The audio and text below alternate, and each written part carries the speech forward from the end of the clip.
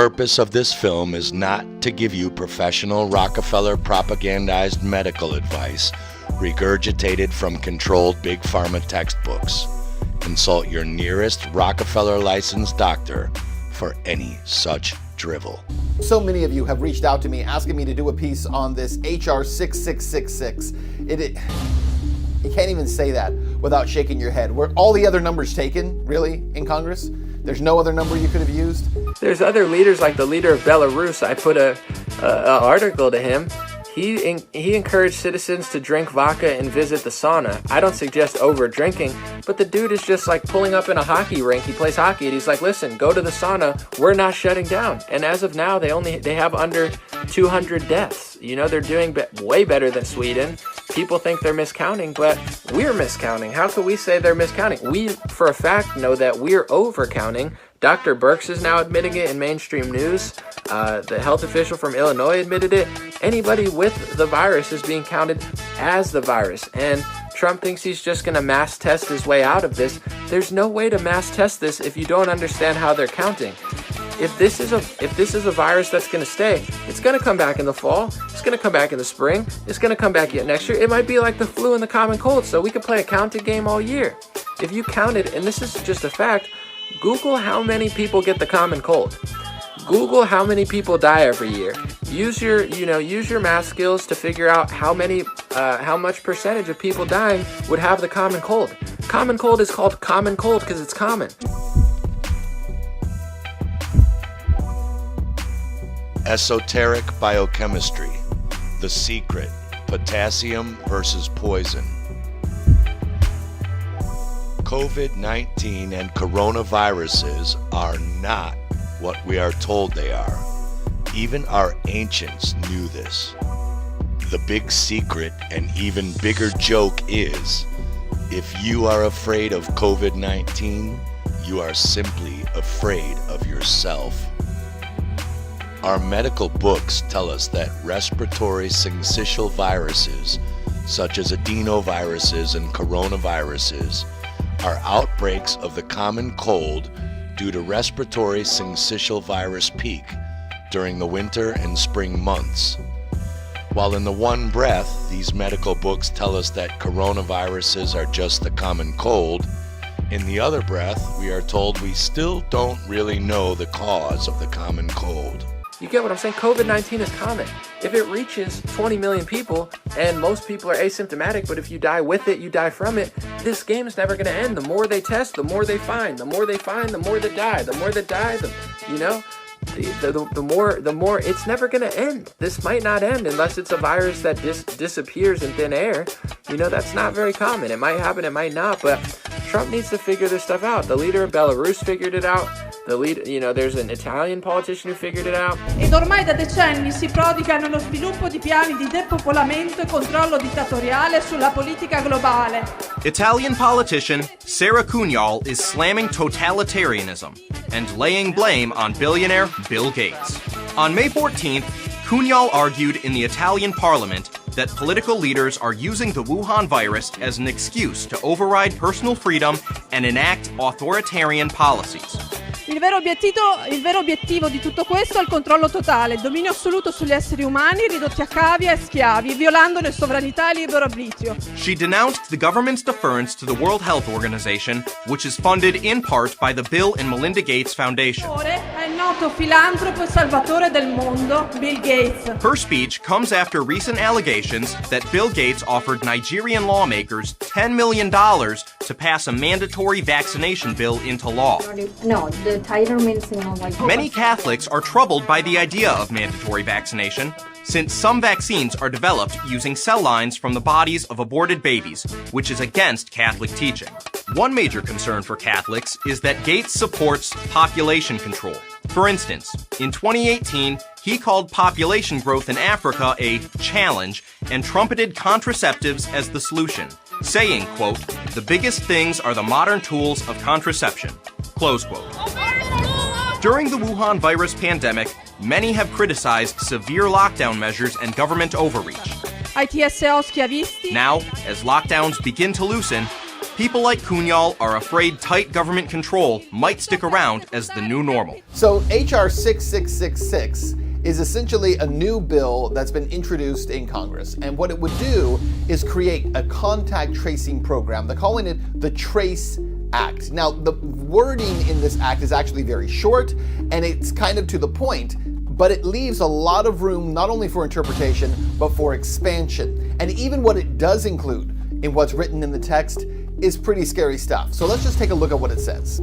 To authorize the Secretary of Health and Human Services to award grants to eligible entities to conduct diagnostic testing for COVID-19 and related activities, such as contact tracing through mobile health units and as necessary at individuals' residences and for other purposes. Now, when you read this bill, it essentially sounds like $100 billion is going to be awarded to HHS to be passed down through the CDC and then to be awarded to community groups to essentially carry out what's called contact tracing. The Secretary of Health and Human Services, acting through the Director of the Centers for Disease Control and Prevention, may award grants to eligible entities to conduct diagnostic testing for COVID-19, to trace and monitor the contacts of infected individuals, and to support the quarantine of those contacts through mobile health units, and as necessary testing individuals and providing individuals with services related to testing and quarantine at their residences. Statistically, look at the stats. They said that this was a 3.4 death rate. It's not even close. There's hundreds of thousands of people who have it and never know they even had it. So, they keep moving the goalposts and just doing the scariest thing.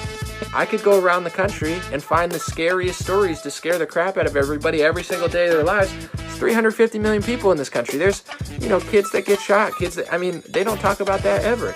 There's kids that get shot in the hood every other week. They don't care because there's no political or racial angle to push the story. They don't care about kids. They care about something they could use to achieve a goal that they're trying to achieve. Here's how contact tracing would work. If you go out, let's say, to the grocery store, or you happen to go to work at a hair salon, and someone in that building has COVID-19, you have now come in contact with them in some way because you've been near them. And so you might now carry the virus. That's the thinking here.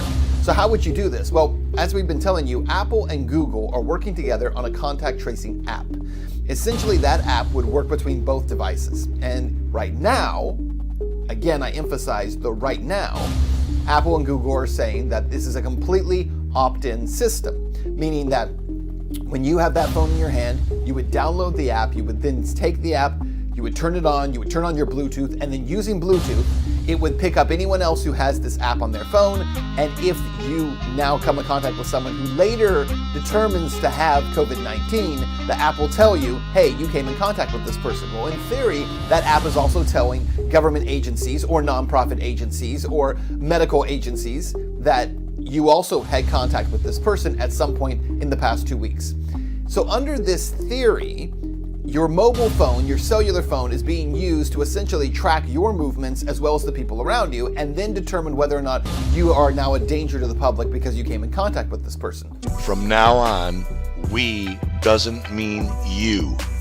Just because this knowledge is forbidden, occulted, and hidden from our doctors and virologists in their Rockefeller-controlled medical curriculum does not mean this information isn't known.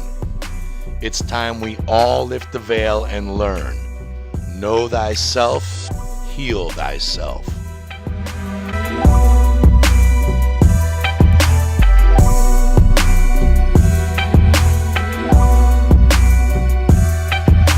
Notice that the etymology of the word virus comes from the 1300s, from the Latin word virus, which means poison or poisonous fluid, which comes from the Old Irish Aryan Hyperborean fi and the Welsh gui, which means poison.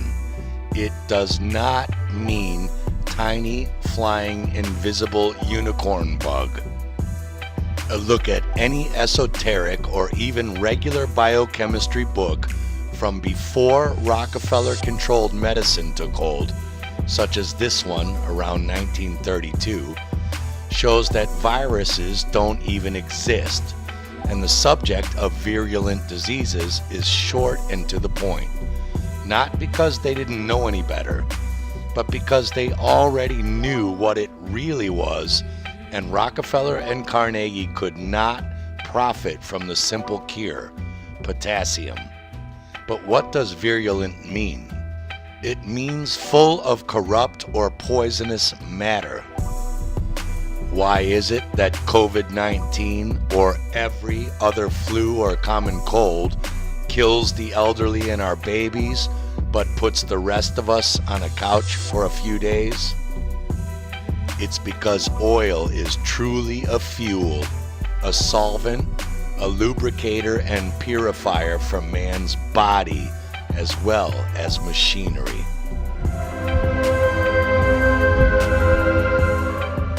And you thought the Rockefellers only dealt in oil for your automobile? Guess again. Oil's value as a medicine was well known by our ancients. Its recognition as a neutralizer of poisons or viruses is proved by the following quote from the Odes of Horace, like poison loathes oil. We discovered in the 1930s that leprosy can be cured by the use of a certain oil.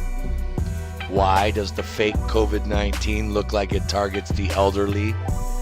In old age, the human body is very low in oil and hence looks dry and shriveled.